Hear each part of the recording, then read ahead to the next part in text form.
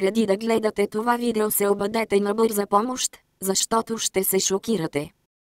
Цветан Цветанов. Цветан Цветанов е член на партията ГЕРБ. Но какво означава името Цветан Цветанов? Цветя. Нима Цветанов се занимава с цветя и цветовъдство. ГЕРБ също е и вид цвете. Не ви ли се струва малко подозрително? Нима ГЕРБ и Цветан Цветанов имат фирма за незаконна продукция, не гербери? Думата продукция на английски е production. Нека вземем последните две букви и ги сложим пред думата Illuminati. Става Illumination. Но какво означава това? Означава осветление. Лампите светят. Цветан Цветанов има лампи в къщата си.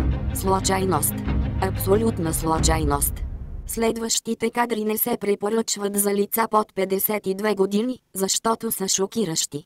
Както знаете, Цветан Цветанов бе съден от Върховния касационен съд за незаконно подслушване на 4 години затвор. Но той не е в затвора. Как е възможно това?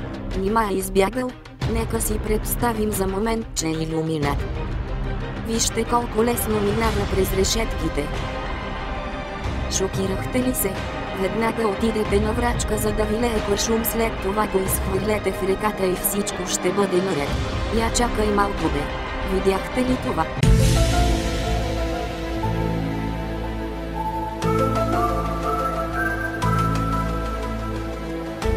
Не, нека погледнем по-близко.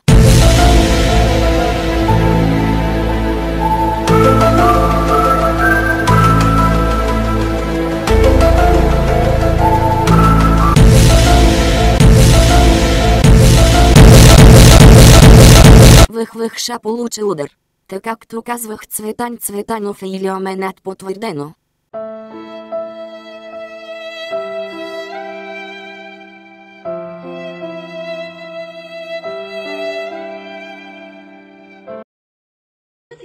Nuoporista kuului se polkan tahti, jalkani pohtii kukkutti.